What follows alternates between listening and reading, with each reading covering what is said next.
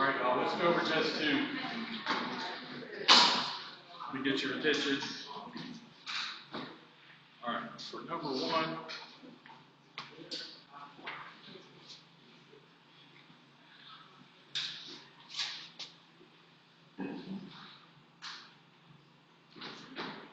so that's the dot structure for oxygen. Nitrogen looks like this. So these make bonds.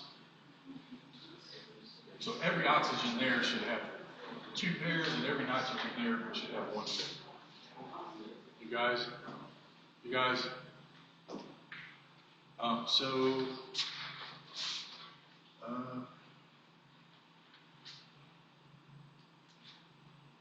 So for every oxygen there's 2 pairs. For every nitrogen there's 1 pair. There's only 1 nitrogen, and there's 1, 2, 3, 4, 5.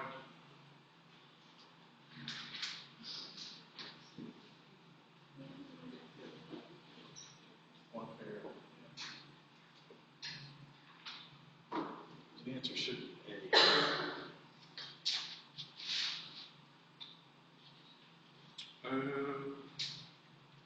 How many covalent bonds are generally formed by an atom with 7 valence electrons?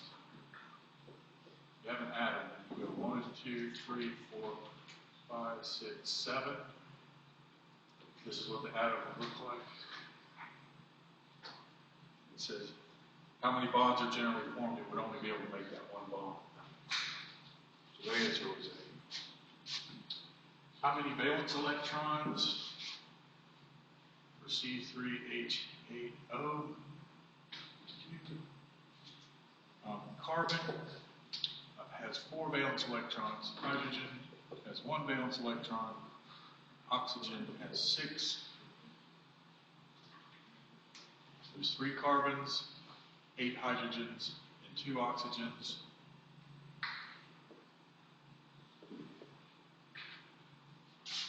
So that adds up to 32.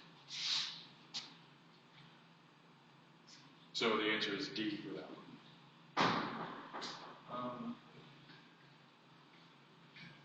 For number 4, of all the atoms that are there, the only one that could possibly have an expanded octet or violate the octet rule is phosphorus.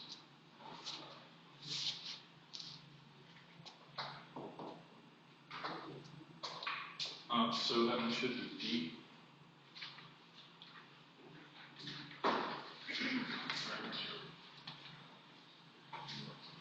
Carbon has 4 valence electrons, so its dot structure is that.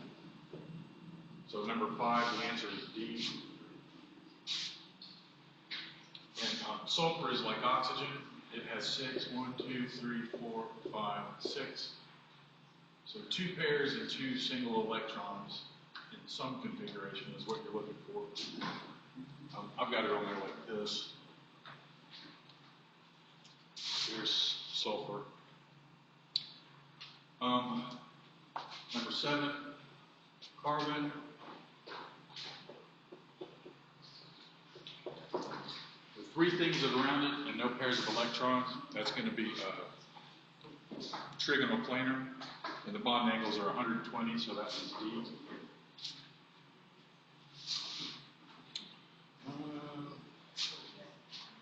Phosphorus.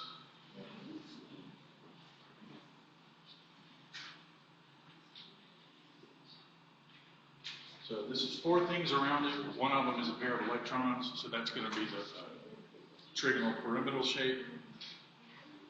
So the answer is C for that one. And the bond angle for tetrahedral geometry is 109.5. And one more molecular shape.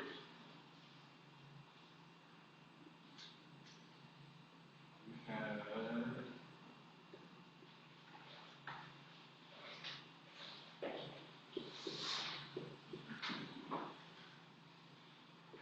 5 things around it, with 1 of them being a pair of electrons. That one's seesaw, so that's E. No, yeah, it's E, seesaw. And then the next one is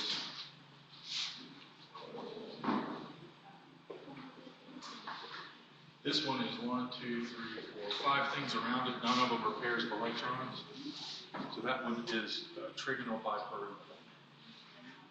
So B for that one. In oxygen, I have it drawn like this. But I told you guys over and over, don't be tempted to call that linear. That's just how we draw these structures. So that one was bent.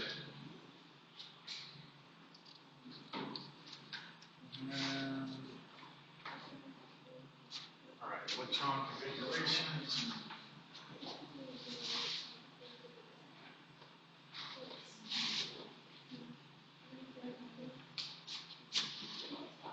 One, 3, 1.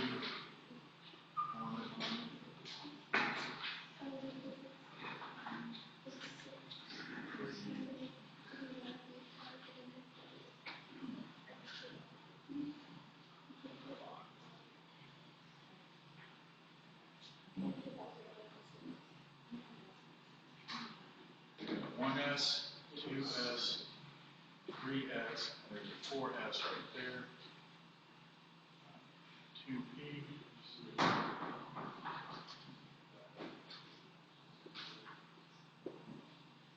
These are 3D.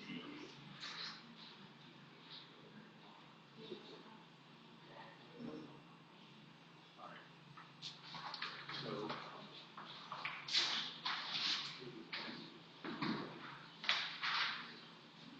fluorine has 9 electrons. 1, 2, 3, 4, 5, 6, 7, 8, 9. So to write it out, it would be 1s2, 2s2, 2p, 5. That one is answer D. Phosphorus has 15 electrons, so 2, 4, 6, 8, 9, 10, 11, 12, 13, 14, 15.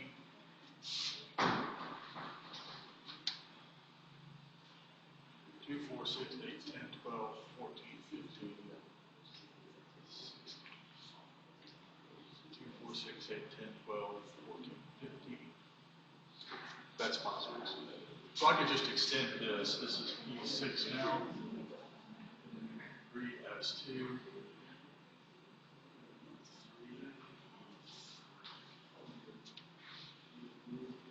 So that was D.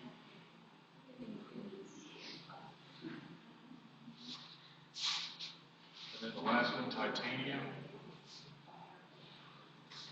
22 electrons, 2, 4, 6, 8, 10, 12, 14, 15, 16, 18, 19, 20, 21,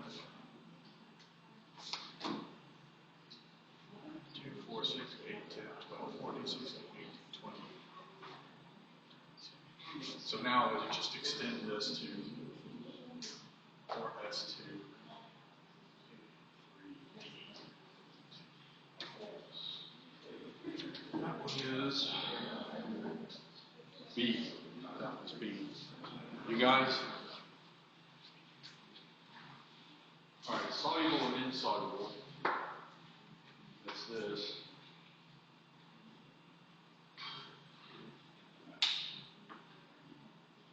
This. So, bromide is here. The exceptions are here. And lead is in the exceptions. So that one is insoluble. And the next one, sodium sulfide. So here's sulfide. All sulfides are insoluble except for these. And that one is in the exceptions, so that one's soluble, so that's A. Silver nitrate, all nitrates are soluble, so that one's definitely soluble. Calcium phosphate, so here's phosphate down here. Everything phosphate is insoluble except for these. Calcium is not in the exceptions, so that one's insoluble. Guys, barium sulfate, Here's barium, everything, or here's sulfate. Everything sulfate is soluble except for these, and barium is an exception. So that should be fixed. 20th B.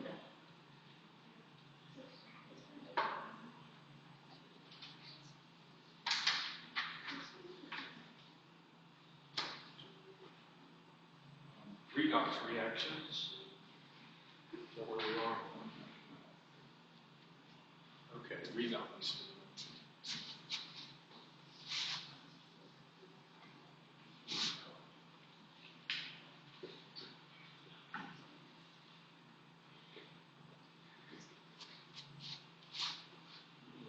Two CR, 3 CO2.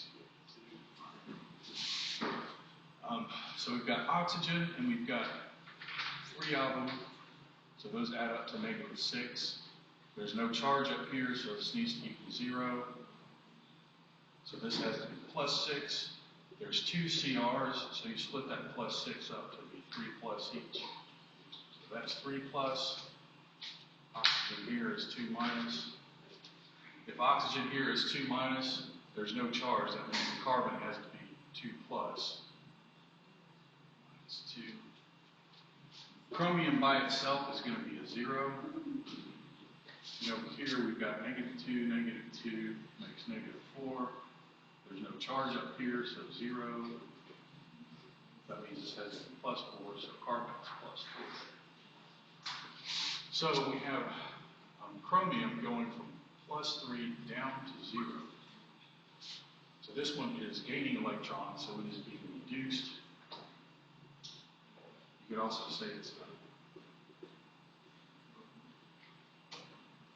oxidizing agent. And then it's carbon. It goes up in charge, so it's being oxidized. You could also say it's the reducing agent.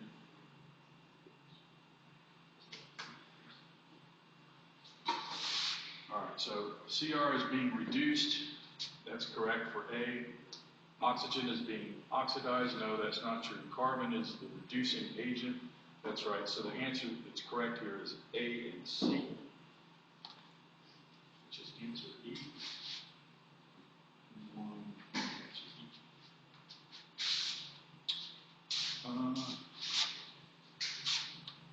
Two L.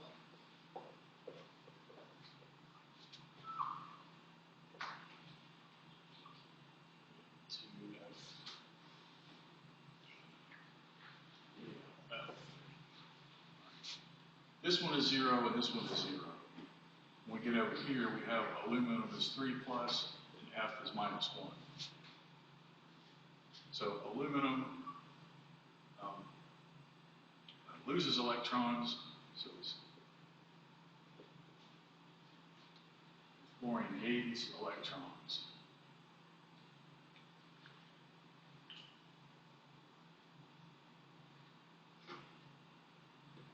Oxidizing agent. This is so aluminum is losing electrons, so A isn't right. F is gaining electrons, that's correct. And aluminum is being oxidized. That's correct. So F gain. So it's B and C, and then that answer is E as well.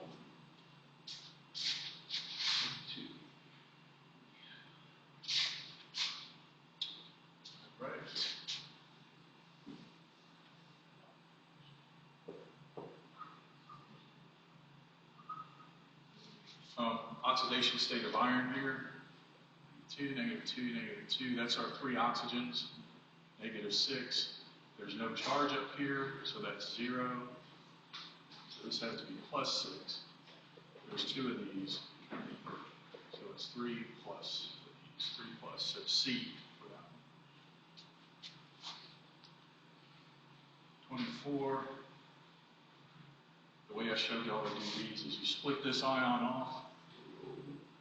And that leaves you with Br4 negative. And we're looking for the oxidation number for Br. So we've got 4 oxygens, -8, I do have a charge up here, it's -1. So for this to be true, this has to be +7. So there's only one VR, so it's +7. So that's C. And we also have AlPO4. You split that ion out, you have aluminum 3+, PO4, 3-, -2, -2, -2, -2. There's 4 oxygens, so -8. Bring the -3 down. For this to be correct, it has to be +5 for phosphorus. So E for that. You guys okay? Am I going too fast? Which bond is least polar? So carbon, carbon, carbon, carbon, carbon. Carbon and nitrogen, carbon and oxygen, carbon and chlorine, sulfur, phosphorus.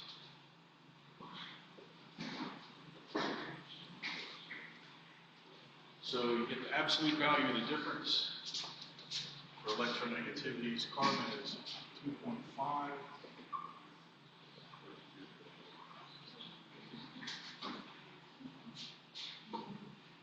Nitrogen is 3.0. Oxygen is 3.5. Chlorine is 4.0. Sulfur is 2.5. 2.1. So really, I mean absolute value of this difference. This equals 0.5. This one equals 1.0. This one equals 1.5. Equals 0. This one equals 0.4. So this one's the least polar because it's 0. That's D.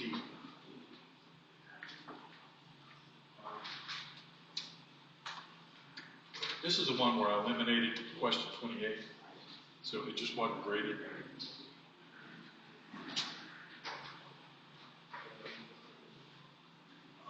This is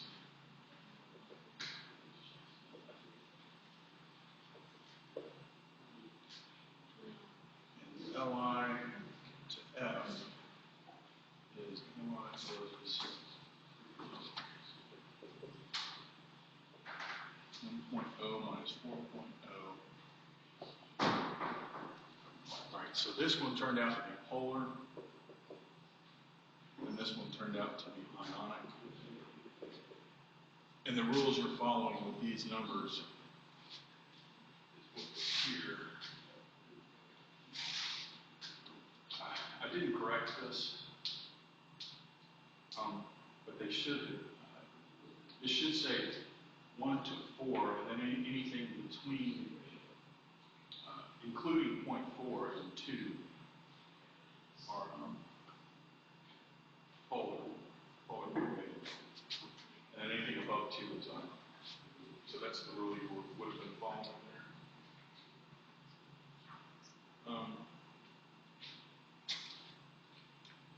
Number 30, which one is most polar with oxygen?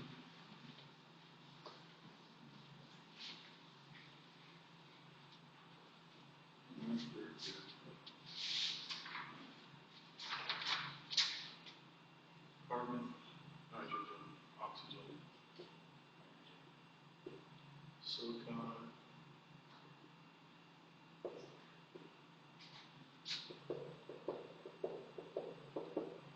This one's going to be 0.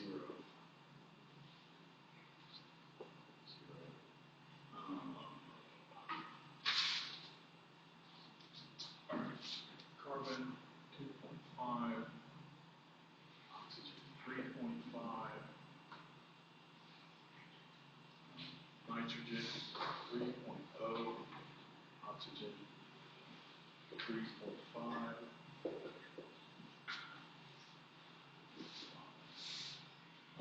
Hydrogen is 2.1, 3.5. Silicon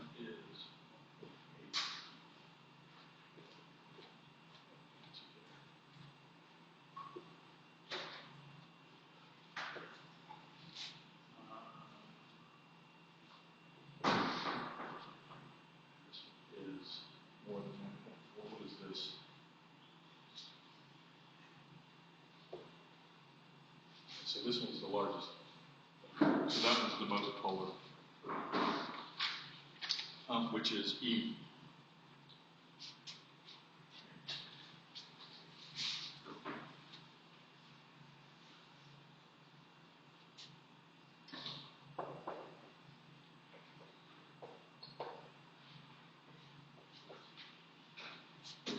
So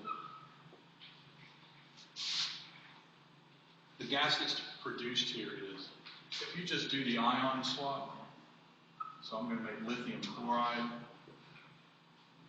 and then I have hydrogen and HCO3, that's going to make H2CO3, and this decomposes into H2O plus CO2, and that's the gas. Those were here. That was these reactions, gas evolution reactions.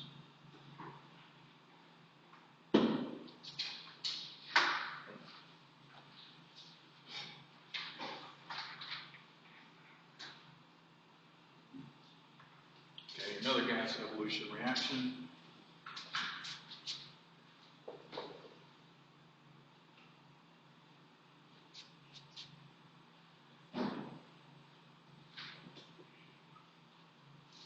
So I'm going to make Na and Cl are going together, so I'll have NaCl. And then the OH and NH4 go together. This decomposes into H2O.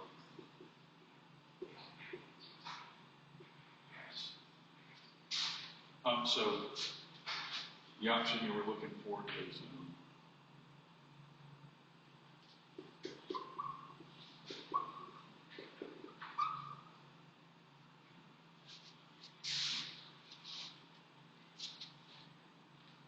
I didn't do it in that order, but there's H2O, NH3, and NaCl. That's answer C.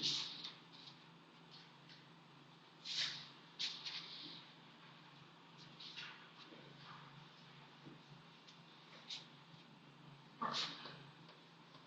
Balancing the acid-base reactions. H2SO4 plus NaOH. So this is going to split into H plus, SO4, 2 minus. This is going to split into Na plus, OH minus. The H and the OH go together to make water, but I need more of this, so I can have, if I put a 2 here, then I have an Na plus, OH minus. And now I can make 2 H2Os. And then these 2 plus charges with this 1, 2 minus gives me Na2SO. So that would have been the answer, which is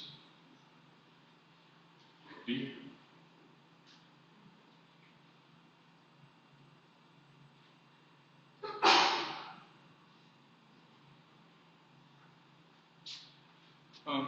Is B and C identical? No, it's C. B has this. It's a little trickier than I usually do. C, number 33. Yeah, C for number 33. Another acid-base reaction, but this one's way more simple. It's kind of already balanced.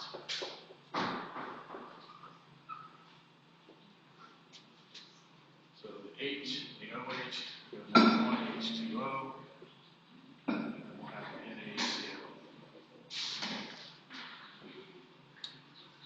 H2O, NaCl. So that one was A. Answer is A.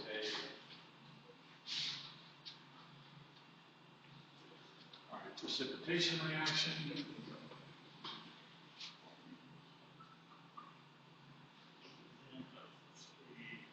2.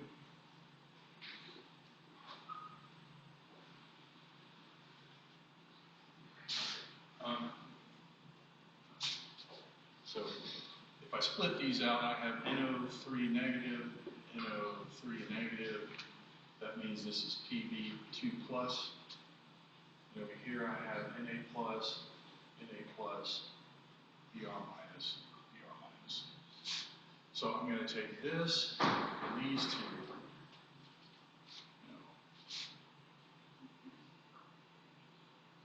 Those two together. So PbBr2 plus 2 innate NO3s. So I'll make that,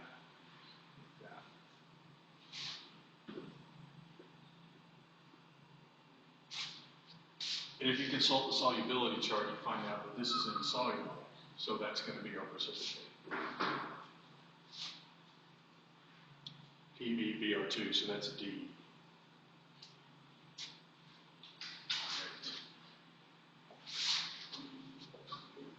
KCl plus NaBr makes KBr plus NaCl. Both of those are soluble, so that one's no reaction. That one's E, no reaction.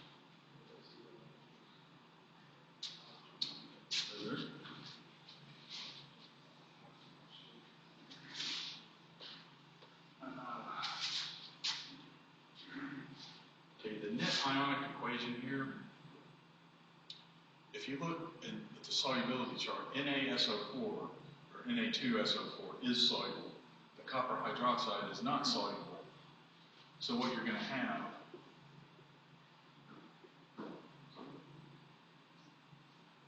solid